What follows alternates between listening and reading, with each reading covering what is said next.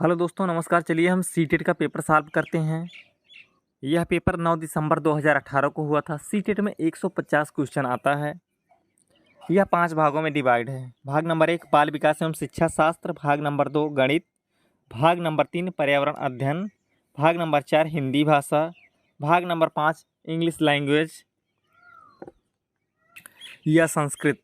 ये ऑप्शनल होता है, दोनों में से एक ले सकते हैं।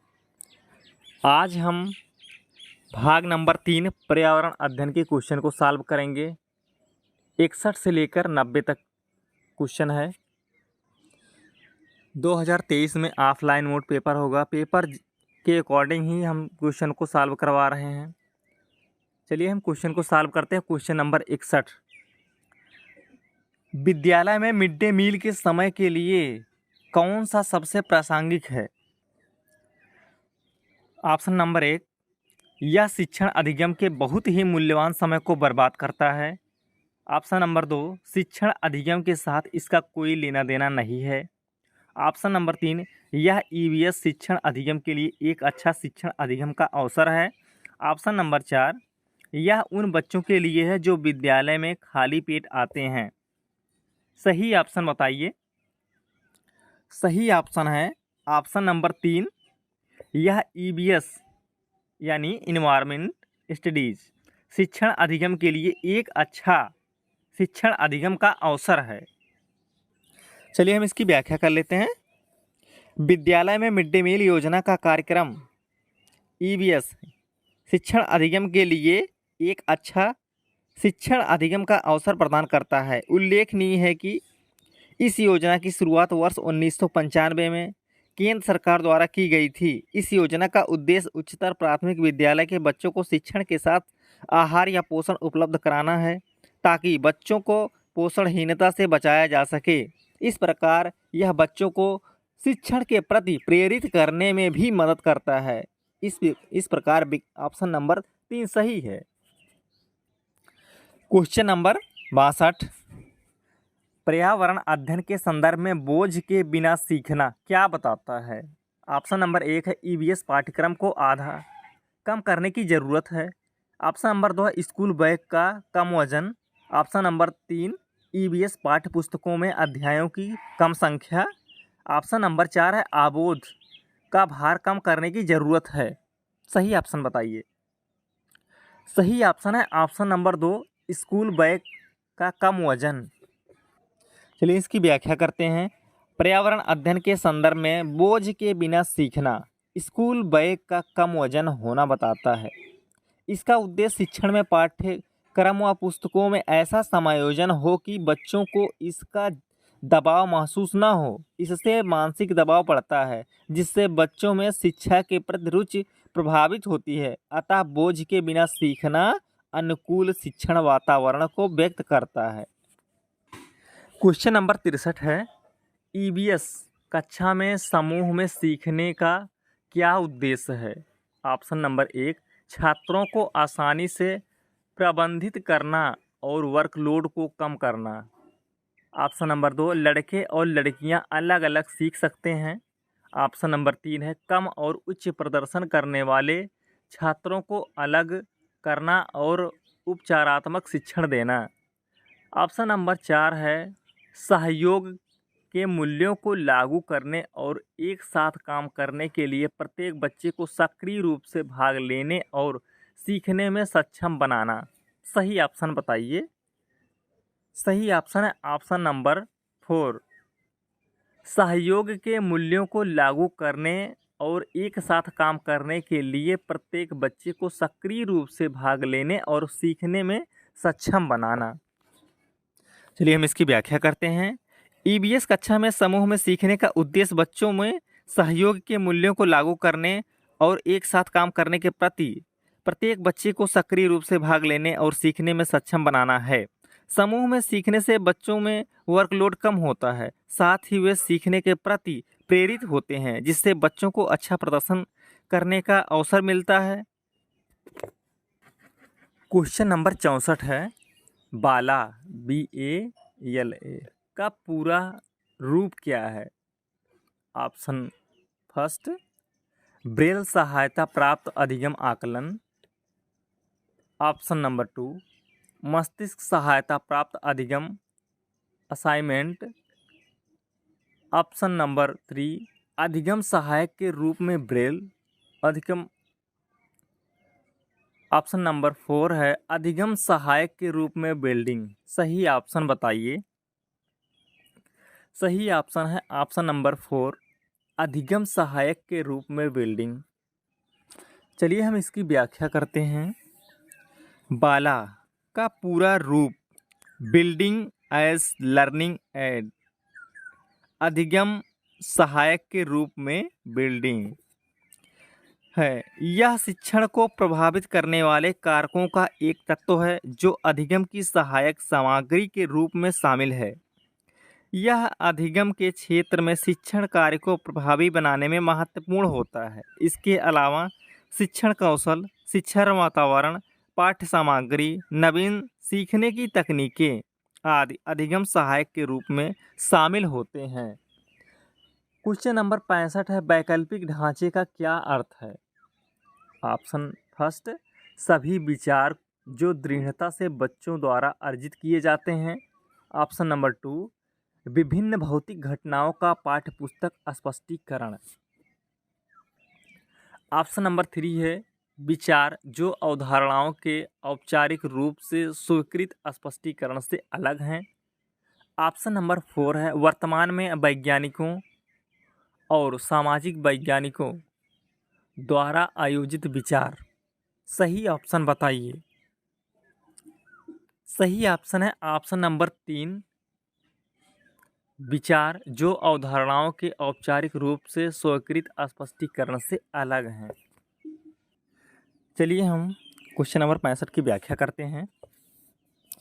वैकल्पिक ढांचे का अर्थ है वह विचार जो अवधारणाओं के औपचारिक रूप से स्वीकृत स्पष्टीकरण से अलग हैं। इस प्रकार वैकल्पिक ढांचा नवीन विचारों को प्रोत्साहित करता है। वैकल्पिक ढांचे शब्द का सर्वप्रथम प्रयोग ड्राइवर और इसले द्वारा वर्ष 1978 में किया गया था। यह ढांचा बच्चों को स्वतंत्र रूप से वैज्ञानिक तरीकों से अपने विचार को व्यक्त करने का अवसर देता है।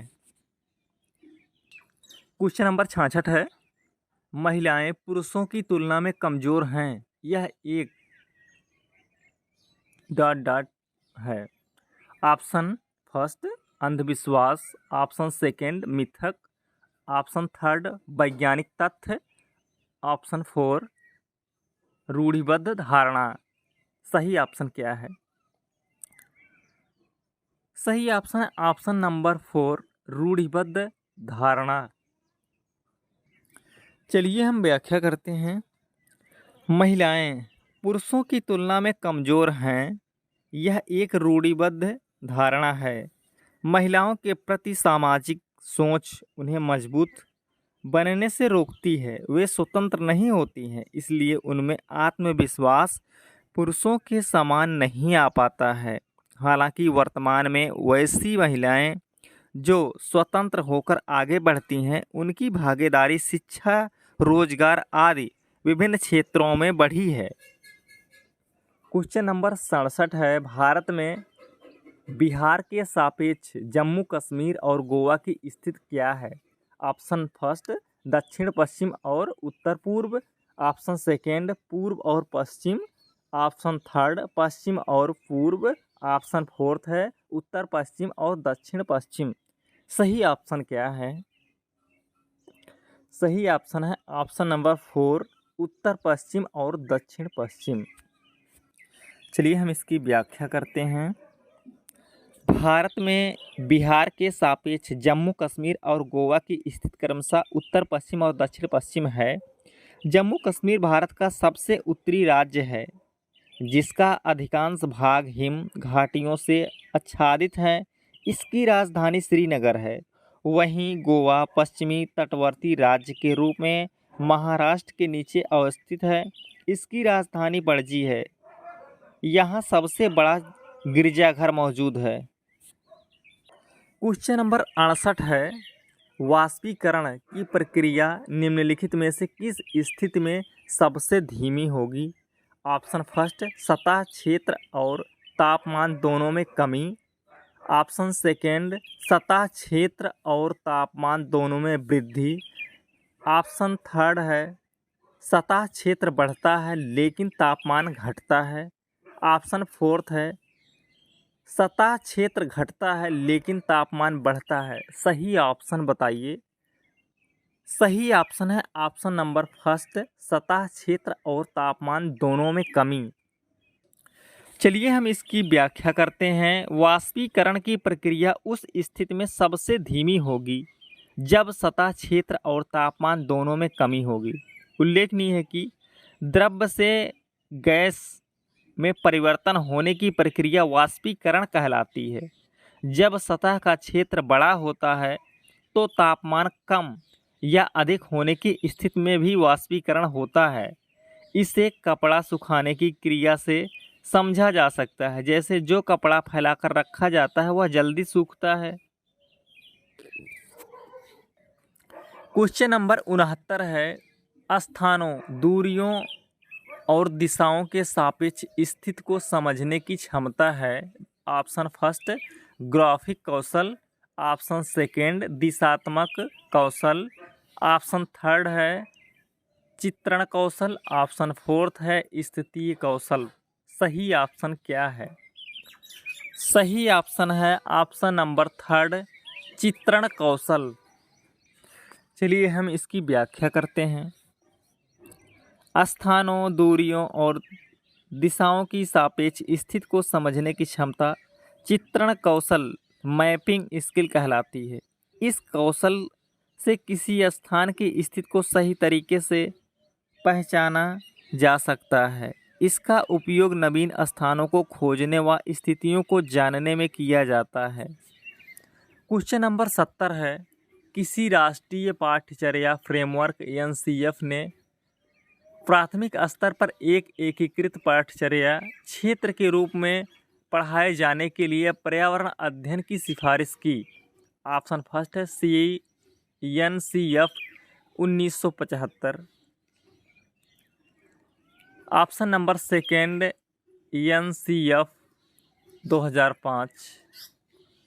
ऑप्शन नंबर थर्ड है एनसीएफ 1988। ऑप्शन नंबर फोर्थ है एनसीएफ 2000। सही ऑप्शन क्या है? सही ऑप्शन है ऑप्शन नंबर फोर्थ एनसीएफ 2000। चलिए हम इसकी व्याख्या करते हैं। राष्ट्रीय पाठ्यचर्या फ्रेमवर्क एनसीएफ 2000 ने प्राथमिक स्तर पर एक एकीकृत पाठ्यचर्या क्षेत्र के रूप में पढ़ाए जाने के लिए पर्यावरण की सिफारिश की थी। इसी के अनुसार विज्ञान तथा सामाजिक विज्ञान के रूप में विषयों को विभक्त किया गया। इसी की सिफारिश के पश्चात वर्तमान एनसीएफ 2005 में इसे स्वीकार किया गया है, जिससे बच्चों को एकीकृत रूप में प्राथमिक स्तर पर भी पर्यावरण अध्ययन की शिक्षा दी जाती है। क्वेश्चन नंबर 71 है 71। भारत में किस क्षेत्र में स्थानांतरित खेती करने का प्रचलन है? ऑप्शन नंबर फर्स्ट है दक्षिण पूर्वी क्षेत्र। ऑप्शन नंबर सेकेंड है उत्तर पूर्वी क्षेत्र। ऑप्शन नंबर थर्ड है दक्षिणी क्षेत्र। ऑप्शन नंबर फोर्थ है उत्तर पश्चिमी क्षेत्र। सही ऑप्शन क्या है? सही ऑप्शन है ऑप्शन नंबर 2 उत्तर पूर्वी क्षेत्र। चलिए हम इसकी व्याख्या करते हैं। भारत में स्थानांतरित खेती का प्रचलन उत्तर पूर्वी क्षेत्र में पाया जाता है। उल्लेखनीय है कि स्थानांतरित खेती या झूम खेती पर्वतीय व आदिवासी क्षेत्रों में की जाती है। इसे जनजाति कृषि भी कहा जाता है। इसमें कुछ समय तक किसी भूखंड पर जंगलों को साफ करके कृषि की जाती है। इसके पश्चात दूसरे स्थानों पर पुनः वृक्षों की कटाई कर खेती की जाती है। इसका प्रचलन भारत के पूर्वोत्तर राज्य में पाया जाता है। क्वेश्चन नंबर 72, नदी बांधों से उत्पन्न जल विद्युत के लिए निम्नलिखित में से कौन सा कथन सत्य नहीं है? ऑप्शन फर्स्ट, बांध स्वदेशी लोगों को अपनी नदी की जीवन रेखाओं से अलग करते हैं। ऑप्शन सेकंड है, बांध टिकाऊ विकास को प्रोत्साहित करते हैं। ऑप्शन थर्ड है, यह पानी या हवा को प्रदूषित नहीं करता। ऑप्शन फोर्थ है, जल विद्युत सुविधाओं से बड़े पर्यावरणीय प्रभाव हो सकते हैं। सही ऑप्शन बताइए। सही ऑप्शन है ऑप्शन नंबर 2, बांध टिकाऊ विकास को प्रोत्साहित करते हैं। चलिए हम इसकी व्याख्या करते हैं। नदी बांध से जल विद्युत की उत्पत्ति होती है, वहीं यह पानी व हवा को बिना प्रदूषित किए सिंचाई सुविधाएं भी उपलब्ध कराता है। इससे विकास तो प्रोत्साहन मिलता है, वहीं स्थानीय लोगों को विस्थापित करके विकास को भी प्रभावित करता है। यह पर्यावरण परिस्थिति की दृष्टि से जैव विविधता को प्रभावित करता है। इस प्रकार बांध टिकाऊ विकास को प्रोत्साहित नहीं करता। क्वेश्चन नंबर 73, निम्नलिखित में से कौन सी ग्रीन हाउस गैसें हैं? ऑप्शन फर्स्ट है जलवाष्प, ऑप्शन सेकंड है कार्बन डाइऑक्साइड, ऑप्शन थर्ड है मीथेन, ऑप्शन फोर्थ है ये सभी। सही ऑप्शन बताइए। सही ऑप्शन है ऑप्शन नंबर 4, ये सभी, जलवाष्प, कार्बन डाइऑक्साइड, मीथेन। चलिए हम इसकी व्याख्या करते हैं।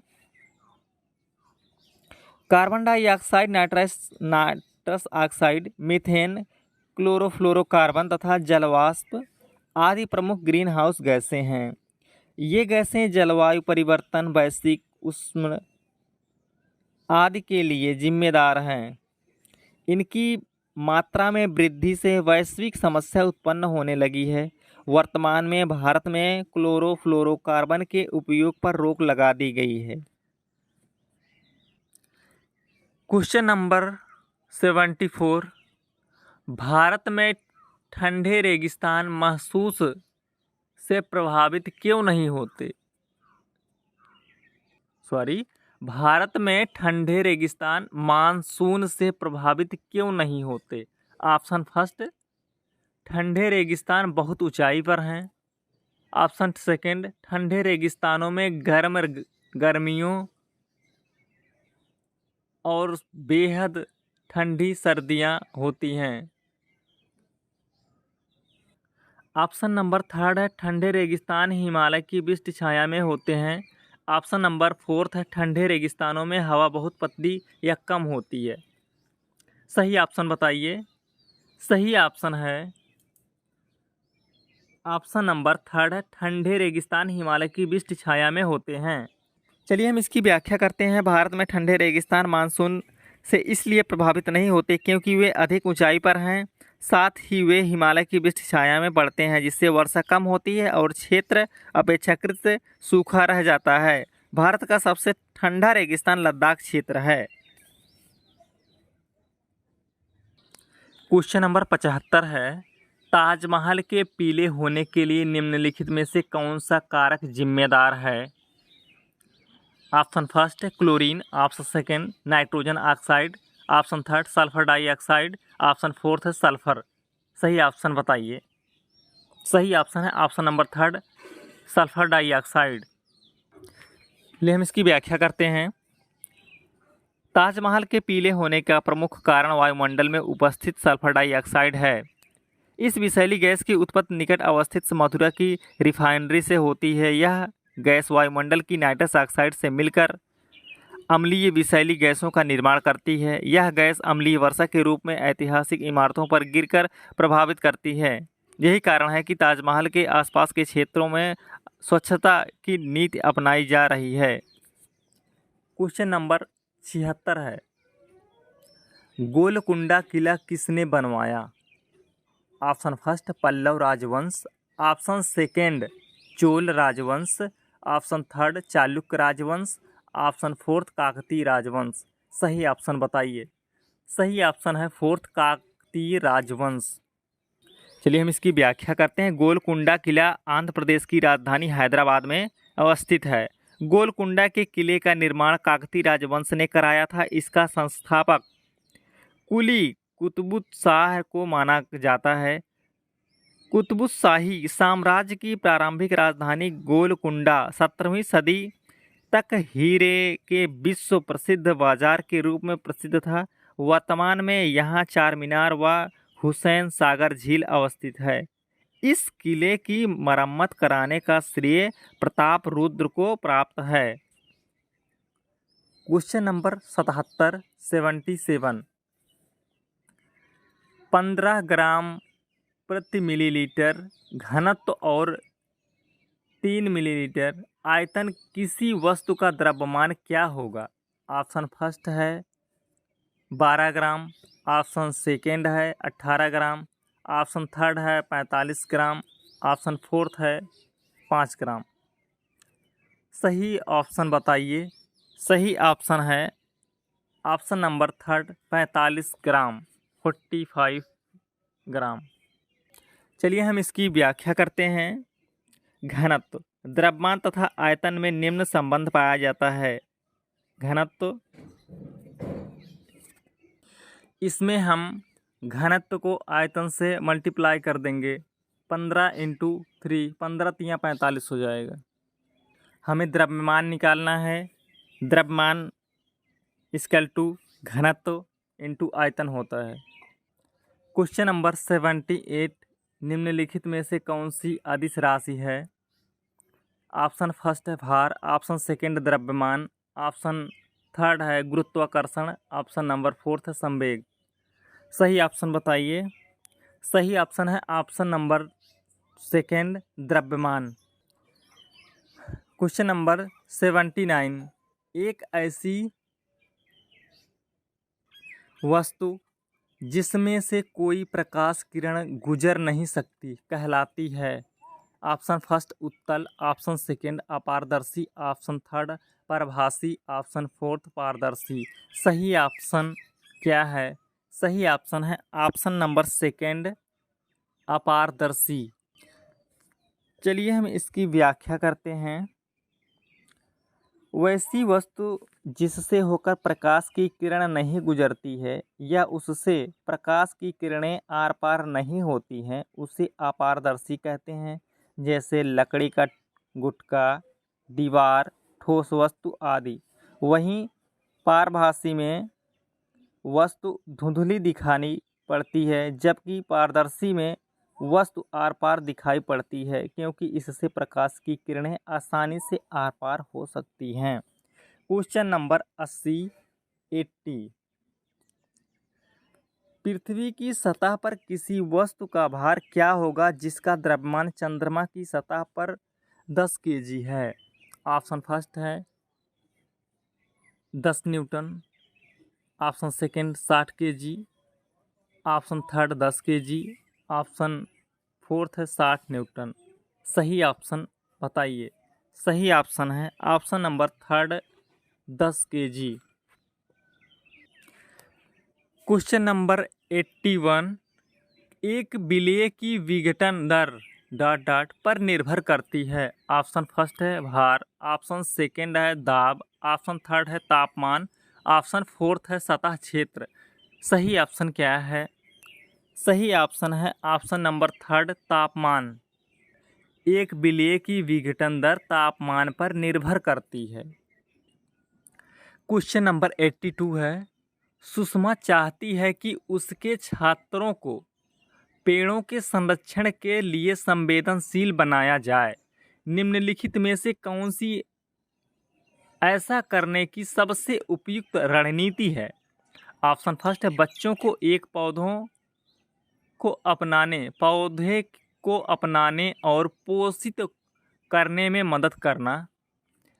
ऑप्शन नंबर सेकेंड है कक्षा में बहस आयोजित करना। ऑप्शन नंबर थर्ड है समूह चर्चा। ऑप्शन नंबर फोर्थ है पोस्टर बनाना। सही ऑप्शन क्या है?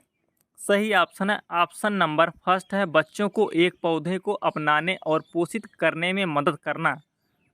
चलिए हम इसकी व्याख्या करते हैं। सुषमा चाहती है कि उसके छात्रों को पेड़ों के संरक्षण के लिए संवेदनशील बनाया जाए।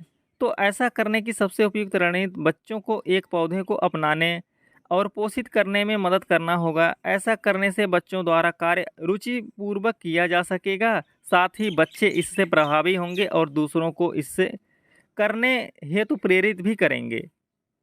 क्वेश्चन नंबर 83, अभय ने अपने छात्रों से उन बीमारियों पर समूहों में एक सर्वेक्षण करने के लिए कहा जिनसे उनके पड़ोस के लोग पीड़ित थे। पाठ्य पुस्तक में सर्वेक्षण का उल्लेख नहीं किया गया। इस शिक्षण अधिनियम की रणनीति के लिए कौन सा विकल्प प्रासंगिक नहीं है? ऑप्शन फर्स्ट है इससे समुदाय को उन बीमारियों को समझने में मदद मिली जिनसे वे पीड़ित थे। ऑप्शन सेकेंड है इसने समुदाय के साथ बातचीत करने का अवसर प्रदान किया। ऑप्शन थर्ड है इससे बच्चों को वास्तविक जीवन के साथ सीखने में मदद मिली। ऑप्शन फोर्थ है इसने बच्चों को डाटा हैंडलिंग समझने और एक साथ काम करने में सक्षम बनाया। सही ऑप्शन क्या है बताइए? सही ऑप्शन है ऑप्शन नंबर फोर्थ, इसने बच्चों को डाटा हैंडलिंग समझने और एक साथ काम करने में सक्षम बनाया। क्वेश्चन नंबर 84, आपातकालीन परिस्थितियों के बारे में बात करने के लिए प्रिया ने बच्चों के अनुभव पूछे जब उन्हें कभी आपात स्थिति का सामना करना पड़ा। बच्चों ने आग, बिजली के झटके और सड़क दुर्घटनाओं के साथ अपने अनुभव सुनाए। उन्होंने प्रश्न पूछे, उनकी मौजूदा समझ का आकलन किया और समाचार पत्रों से सड़क सुरक्षा विज्ञापनों जैसे संसाधनों का उपयोग करके सुरक्षा पहलुओं पर चर्चा की और क्रमशः आग और बिजली के झटके पर सुरक्षा दिशा निर्देशों पर चर्चा के लिए एलपीजी और इलेक्ट्रिक बिल का इस्तेमाल किया। प्रिया द्वारा अपनाया गया सबसे उपयुक्त दृष्टिकोण कौन सा है? ऑप्शन फर्स्ट है मानववादी दृष्टिकोण। ऑप्शन सेकेंड है संज्ञानात्मक दृष्टिकोण। ऑप्शन थर्ड है अनुभवात्मक अधिगम दृष्टिकोण। ऑप्शन नंबर फोर्थ है अन्वेषण दृष्टिकोण। सही ऑप्शन क्या है? सही ऑप्शन है ऑप्शन नंबर फोर्थ है अन्वेषण दृष्टिकोण। क्वेश्चन नंबर 85, समुदाय एक महत्वपूर्ण शिक्षण और अधिगम संसाधन है क्योंकि ऑप्शन फर्स्ट है कोई भी समुदाय में उपलब्ध समस्त ज्ञान को बिना आलोचना के स्वीकार कर सकता है। ऑप्शन सेकेंड है यह सस्ता और सुलभ है। ऑप्शन थर्ड है बुजुर्ग लोग बुद्धिमान हैं और उनके पास समय है। ऑप्शन फोर्थ है यह वास्तविक परिस्थिति में सीखने का अवसर प्रदान करता है। सही ऑप्शन बताइए। सही ऑप्शन है ऑप्शन नंबर फोर्थ, यह वास्तविक परिस्थिति में सीखने का अवसर प्रदान करता है। चलिए हम इसकी व्याख्या करते हैं। समुदाय एक महत्वपूर्ण शिक्षण और अधिगम संसाधन है क्योंकि यह वास्तविक परिस्थिति में सीखने का अवसर प्रदान करता है। इसलिए शिक्षण अधिगम में बच्चों के वातावरण में पारिवारिक परिवेश, आस पड़ोस, समुदाय आदि को शामिल किया जाता है। इससे बच्चे अनुभव ग्रहण करते हैं तथा प्रेरित होते हैं। इसका बच्चों के मानसिक विकास पर भी प्रभाव पड़ता है। क्वेश्चन नंबर 86 है ईवीएस शिक्षण अधिगम में कक्षा में प्राप्त अधिगम को विद्यालय के बाहर के जीवन से जोड़ने और इसे संबद्ध करने का तात्पर्य है। ऑप्शन फर्स्ट है पाठ्यचर्या से बाहर जाना। ऑप्शन सेकंड है पाठ्य पुस्तकों से बाहर जाना। ऑप्शन थर्ड है वैश्विक पर्यावरणीय मुद्दों और चिंताओं को पाठ्य पुस्तकों से लिंक करना। ऑप्शन फोर्थ है पूर्ण विद्यालय दृष्टिकोण। सही ऑप्शन क्या है? सही ऑप्शन है ऑप्शन नंबर सेकंड, पाठ्य पुस्तकों से बाहर जाना। चलिए हम इसकी व्याख्या करते हैं। ईवीएस शिक्षण अधिगम में कक्षा में प्राप्त अधिगम को विद्यालय के बाहर के जीवन से जोड़ने और इसे समृद्ध करने का तात्पर्य पाठ्य पुस्तकों से बाहर जाना है। इसका आशय है कि बच्चों को कुछ व्यवहारिक दैनिक जीवन में घटित सामान्य घटनाओं को पुस्तकों एवं बाहर के माध्यमों से समझाना। इससे शिक्षण रुचिकर होता है, बच्चों का मनोबल बढ़ता है तथा समझने की क्षमता का विकास होता है। क्वेश्चन नंबर 87, कक्षा थर्ड के छात्रों को रमा ने सिखाया कि पिता, माँ और उनके बच्चे एकल परिवार का गठन करते हैं और यदि दादा दादी एवं अन्य रिश्तेदार साथ रहते हैं तो यह एक वास्तविक विस्तारित परिवार है। आप इस बारे में क्या सोचते हैं? ऑप्शन फर्स्ट है परिवार की अवधारणा को इसी तरह सिखाया जाना चाहिए। ऑप्शन सेकंड है परिवार की परिभाषा गलत है। ऑप्शन थर्ड है रमा अपने छात्रों के प्रति असंवेदनशील है। ऑप्शन फोर्थ है शिक्षण अधिगम दृष्टिकोण समावेशी नहीं है। सही ऑप्शन बताइए। सही ऑप्शन है ऑप्शन नंबर फोर्थ, शिक्षण अधिगम दृष्टिकोण समावेशी नहीं है। चलिए हम इसकी व्याख्या करते हैं। कक्षा 3 के छात्रों को यह बताया कि माता पिता तथा बच्चे एकल परिवार का निर्माण करते हैं और जब दादा दादी तथा अन्य रिश्तेदार साथ होते हैं तो उसे विस्तारित परिवार कहा जाता है। यह शिक्षण अधिगम दृष्टिकोण समावेशी नहीं है। कक्षा में विभिन्न सोच व क्षमता वाले बच्चे शामिल होते हैं, इसलिए समावेशी शिक्षण को अपनाया जाना चाहिए। समावेशी शिक्षण दृष्टिकोण के अभाव में बच्चों में समझने की प्रवृत्ति प्रभावित होती है। क्वेश्चन नंबर 88, निम्नलिखित में से कौन सी ईवीएस कक्षा में गतिविधि है या गतिविधियां हैं? ऑप्शन फर्स्ट है श्यामपट्ट का उपयोग। ऑप्शन सेकंड है चित्र पढ़ना। ऑप्शन थर्ड है फील्ड भ्रमण। ऑप्शन फोर्थ है ये सभी। सही ऑप्शन क्या है? सही ऑप्शन है ऑप्शन नंबर फोर्थ, ये सभी। श्यामपट्ट का उपयोग, चित्र पढ़ना, फील्ड भ्रमण। चलिए हम इसकी व्याख्या करते हैं। ईवीएस कक्षा में शामिल विद्यार्थियों में श्यामपट्ट का उपयोग, चित्र पढ़ना, फील्ड भ्रमण, उदाहरण देकर समझाना, सुनना आदि शामिल है। कक्षा में शिक्षक द्वारा बच्चों को समझाने के लिए विभिन्न गतिविधियों को अपनाया जाता है। इससे बच्चों में सीखने की क्षमता का विकास होता है, सीखने के प्रति रुचि बढ़ती है। क्वेश्चन नंबर 89, पर्यावरण अध्ययन पाठ्यक्रम बच्चों की समग्र शिक्षा का कारण बन सकता है यदि यह है। ऑप्शन फर्स्ट है विषयगत। ऑप्शन सेकंड है एकीकृत। ऑप्शन थर्ड है समावेशी। ऑप्शन फोर्थ है ये सभी। सही ऑप्शन क्या है? सही ऑप्शन है ऑप्शन नंबर फोर्थ, ये सभी। विषयगत, एकीकृत, समावेशी। चलिए हम इसकी व्याख्या करते हैं। पर्यावरण अध्ययन पाठ्यक्रम बच्चों की समग्र शिक्षा का कारण बन सकता है यदि वह है विषयगत, एकीकृत तथा समावेशी। ऐसा होने से बच्चों को सीखने का अवसर कक्षा के साथ, विषय के साथ तथा कक्षा के बाहर के परिवेश में भी मिलता है। इससे बच्चों में समझ विकसित होती है तथा वे मनोरंजन पूर्वक व रुचिपूर्ण होकर तथ्यों को समझने का प्रयास करते हैं, जिससे बच्चों के बौद्धिक विकास को बढ़ावा मिलता है। क्वेश्चन नंबर 90, ईवीएस पाठ्य पुस्तक में सपेरों पर एक अध्याय है। इसका उद्देश्य बच्चों को जागरूक करना और संवेदनशील बनाना है। ऑप्शन फर्स्ट है कि पशुपालन आजीविका का अच्छा स्रोत है।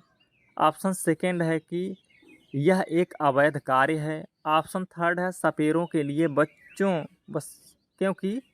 लिए क्योंकि बच्चे इन दिनों अक्सर उन्हें नहीं देखते। ऑप्शन फोर्थ है कि सपेरे सांपों को नुकसान नहीं पहुंचाए और उन्हें अपनी आजीविका से वंचित करने से पहले विकल्पों को प्रदान करने की आवश्यकता है। सही विकल्प बताइए।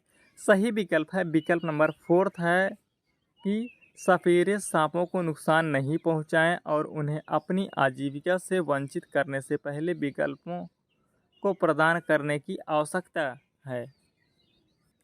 चलिए हम इसकी व्याख्या करते हैं। ईवीएस पाठ्यपुस्तक में सपेरों पर एक अध्याय है जिसका उद्देश्य बच्चों को जागरूक करना तथा संवेदनशील बनाना है कि सपेरे सांपों को नुकसान न पहुंचाएं और उन्हें अपनी आजीविका से वंचित करने से पहले विकल्पों को प्रदान करने की आवश्यकता है। इस प्रकार इसके माध्यम से यह भी बताने का प्रयास किया जाता है कि सपेरों को सरकार द्वारा आजीविका उपलब्ध कराए जाने पर या स्वयं कोई आजीविका का साधन खोजने के उपरांत सांपों को उनके उचित वातावरण अर्थात वनों में छोड़ने का प्रयास होना चाहिए।